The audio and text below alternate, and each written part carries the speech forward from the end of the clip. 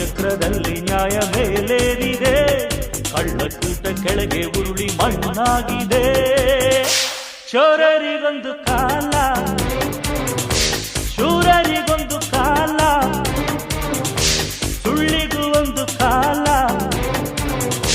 ಸತ್ಯಕ್ಕೂ ಒಂದು ಕಾಲ.